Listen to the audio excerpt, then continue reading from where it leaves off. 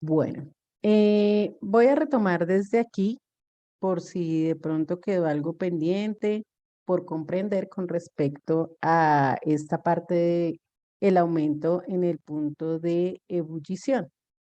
Entonces, les explicaba en la clase anterior que aquí tenemos unas moléculas de solvente puro, ¿cierto? Estamos hablando de, en el caso, por ejemplo, del agua, ¿cierto? Aquí tenemos unas moléculas de agua pura y lo que podemos observar es que hay una gran cantidad de moléculas que van a pasar a la fase gaseosa, ¿cierto? Estamos aquí en fase líquida y van a pasar a la fase gaseosa. Entonces, en el momento en que las moléculas pasan a la fase gaseosa, eh, generan esa presión de vapor y además ese vapor tiene que igualar a la presión atmosférica, esa presión de vapor tiene que igualar a la presión atmosférica para que pueda llegar al punto de ebullición. Eso es el punto de ebullición. Justamente cuando estas moléculas que están en la fase de vapor van a igualar a la presión atmosférica. Aquí en el segundo recipiente tenemos como ejemplo el agua con azúcar. Entonces, ¿qué es lo que sucede? Las moléculas rojas nos están representando las moléculas de azúcar. Esas moléculas de azúcar también se van a ubicar en la superficie y como no son volátiles, no van a pasar fácilmente a la fase de vapor. Adicional a eso, van a impedir que las moléculas de agua lleguen rápidamente a la fase de vapor, porque son moléculas más grandes y ejercen esa atracción. ¿Qué voy a necesitar? Aumentar la temperatura, ¿sí? En la medida que aumento la temperatura, pues voy a lograr que más moléculas de agua puedan pasar a la fase gaseosa.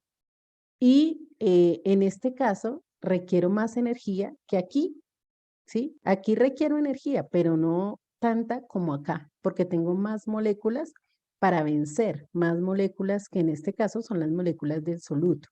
Como tengo menos cantidad de moléculas aquí, la presión es menor, la presión de vapor, y va a requerir más energía para poder pasar a igualar a la presión atmosférica, es decir, para llegar al punto de ebullición. Por esa razón es que hay un aumento en el punto de ebullición, ¿sí? Por eso se aumenta el punto de ebullición, porque requerimos que haya más moléculas y para que haya más moléculas, pues necesito romper estas fuerzas de atracción y eso lo hago únicamente a través del aumento de la temperatura, dándole más energía a las moléculas para que puedan pasar a la fase gaseosa. ¿Listo? Eso fue lo que vimos en la clase anterior. Les quiero hacer la solicitud para los estudiantes que están ingresando tarde y ya se los había dicho el día de ayer. ¿Listo? Eh, Tenemos un horario, es mientras nos acomodamos, entiendo, es a las 11:50, son las 12:05, ya han pasado 15 minutos. Ya deberíamos estar todos conectados a la clase. Entonces, por favor, mayor puntualidad. Ok,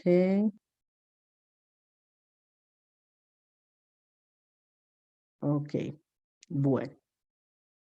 Vamos entonces con la siguiente propiedad, la siguiente propiedad coligativa de las soluciones. Ok, Chenoa, sí me he dado cuenta.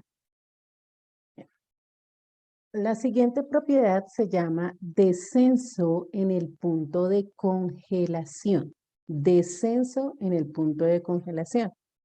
¿Qué significa eso?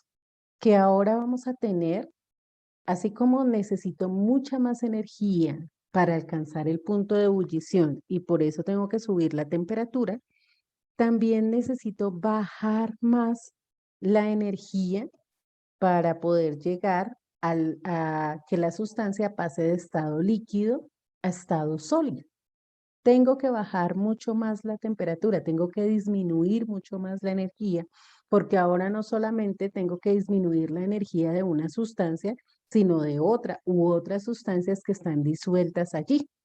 Entonces, si antes tenía un punto de congelación, por ejemplo, para el agua, que es de 0 °C, si tengo una solución, ese punto de congelación va a ser menor, es decir, va a estar por debajo de los 0 grados. Es decir, -5, -10, va a estar por debajo de los 0 °C. ¿Por qué? Porque se baja, desciende el punto de congelación. Entonces, cuando yo añado un soluto, ¿sí? Recuerden que el soluto es el que se disuelve en el solvente. Cuando yo añado un soluto, entonces voy a necesitar disminuir más la temperatura, ser más drástico en eso para que las moléculas se puedan ordenar, para que las moléculas me puedan quedar en el estado sólido. Recuerden ustedes que de acuerdo a la teoría cinética molecular, en el estado sólido las moléculas están muy junticas, muy pegaditas. Entonces necesito menos, o sea, bajar mucho más la energía para que esas sustancias, que ya no es una sola, sino que son varias, se vayan acomodando, formándome el sólido que requiero. ¿Listo? Y esa cantidad de energía que necesito quitar, que necesito disminuir, está relacionada o es proporcional al número de partículas que yo tenga disueltas. ¿Qué quiere decir eso? Si tengo muchas partículas, o sea, una solución muy concentrada, por decirlo de alguna forma, entonces va a bajar mucho más el punto de congelación que si tengo una solución diluida. Entre más partículas de soluto tenga, más va a bajar el punto de congelación. ¿Hasta ahí estamos claros? Entonces, dos aplicaciones que hay con el descenso en el punto de congelación. La primera es que, no sé si ustedes se han dado cuenta, que a veces para que se enfríe más, digámoslo así, o para mantener más el frío de una sustancia, se le coloca sal al hielo, ¿cierto? Se coloca sal. ¿Para qué? Porque en este caso tengo un soluto y ese soluto me va a hacer descender más el punto de congelación. Entonces, voy a mantener mayor tiempo el frío y se va a descongelar más lentamente. Entonces, esa es una de las aplicaciones. La segunda aplicación la podemos notar en los sitios, bueno, de pronto acá para nosotros no es común, pero en los sitios donde hay invierno sí se requiere de esta cualidad de las soluciones. Los que tienen carro o los que de pronto han visto el funcionamiento de un carro, saben que requiere agua, ¿cierto? Los carros requieren agua para su proceso de funcionamiento. Entonces, generalmente en el radiador colocan una cantidad de agua. ¿Qué pasa con esa agua en los lugares donde hay invierno? Usted le coloca agua al carro, ¿cierto? Y la temperatura en invierno es inferior a los 0 °C. ¿Qué va a pasar con esa agua que usted colocó en su carro o en el carro? ¿Quién me dice? ¿Qué va a suceder con esa agua?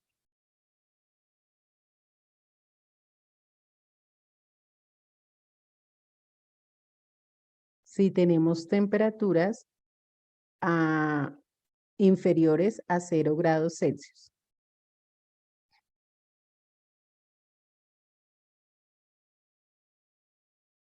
¿A quién se le ocurre algo? ¿Agua pura Se o congela. agua? Se congela, ¿cierto? Esa agua se va a congelar. Y si tengo agua congelada en el carro, pues no me va a servir para absolutamente nada, ¿sí? La función que ella tiene que cumplir, pues no se va a dar. Entonces, en ese caso, necesito una solución, ¿cierto? ¿Por qué una solución? Porque en una solución yo tengo el agua que sería mi solvente y tengo una serie de solutos, ¿sí?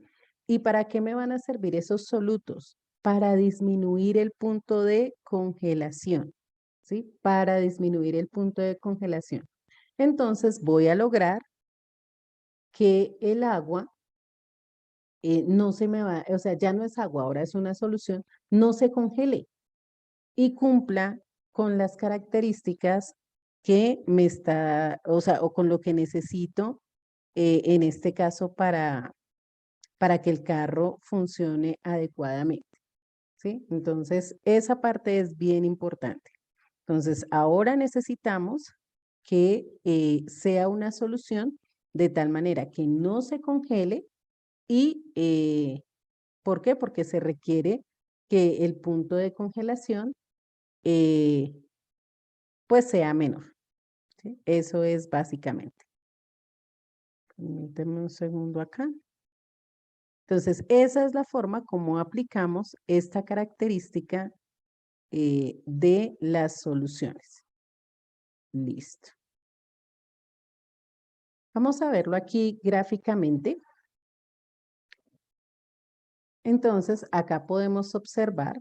Ah, perdón, que no han tomado el apunte. Discúlpenme. Ya les doy el espacio para que tomen el apunte y ahí sí ya podemos continuar.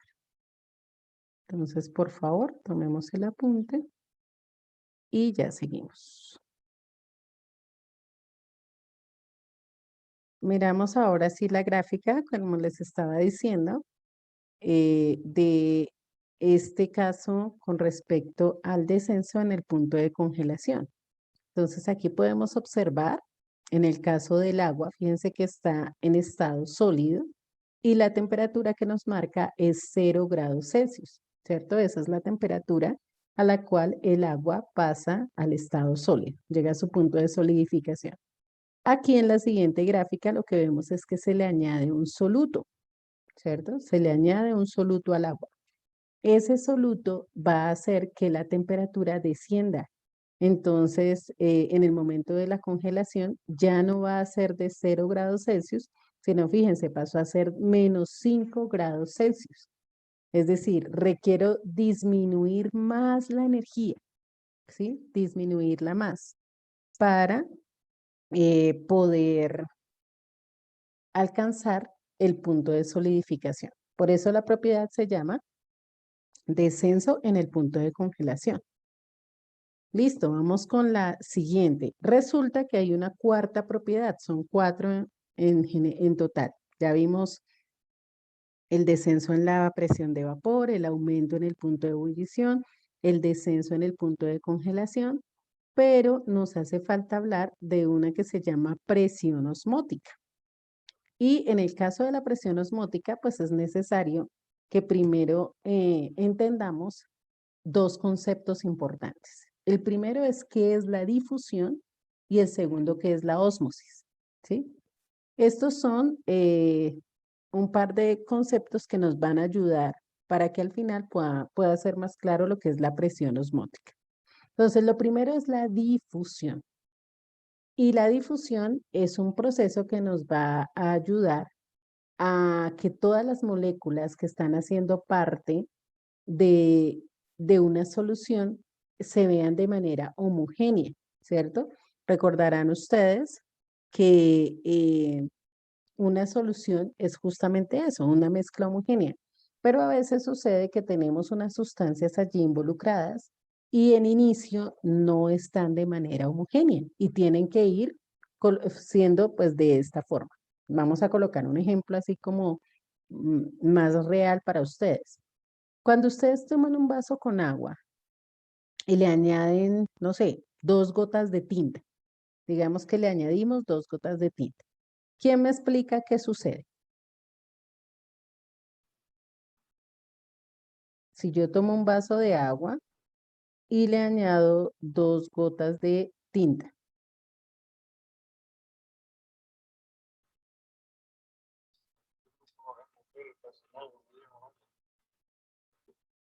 quien me está hablando, acérquese un poco más al micrófono porque no le entiendo nada. Bueno, por aquí en el chat me colocan, la tinta se esparce, se combina y queda una mezcla totalmente homogénea. Ok, cuando nosotros aplicamos la tinta, inmediatamente toda el agua queda del color de la tinta. O sea, eso es ya. Coloco las 2 gotas de tinta y ¡fum! ¿Toda el agua me cambió de color? No, ¿cierto?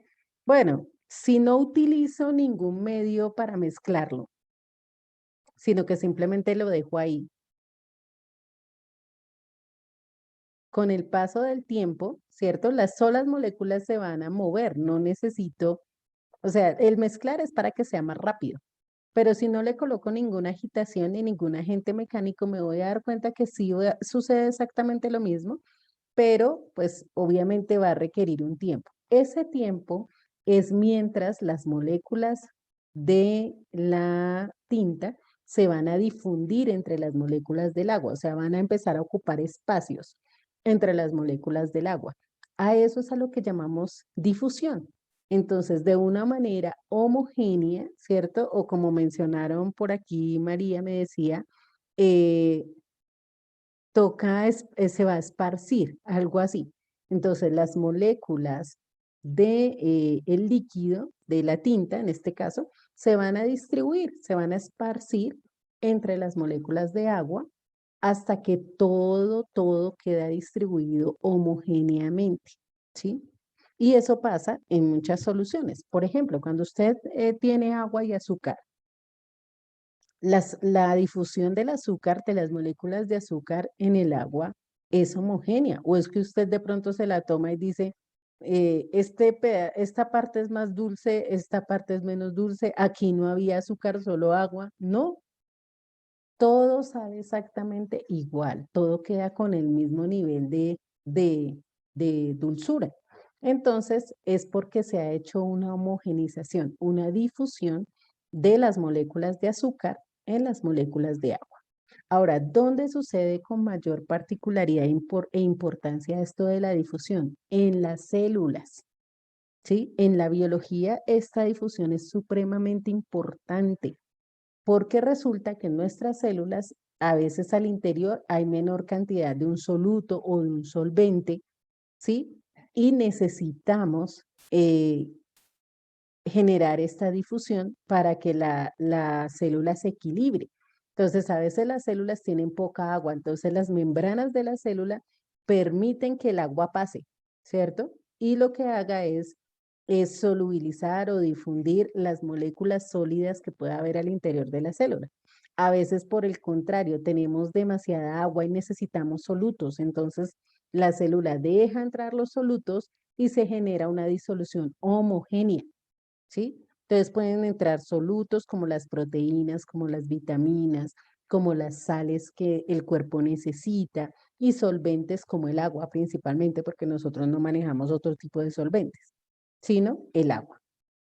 Entonces, en biología es supremamente importante este proceso de la difusión. Tengamos presente que la difusión como tal no es una propiedad de las soluciones. Es un concepto que necesitamos para ver otra propiedad. Por eso no tiene el 4, ¿sí? Es un concepto que vamos a necesitar y que es muy importante para entender la siguiente propiedad, que es la presión osmótica. Entonces, por favor, vamos a tomar este apunte y ya seguimos hablando de la difusión.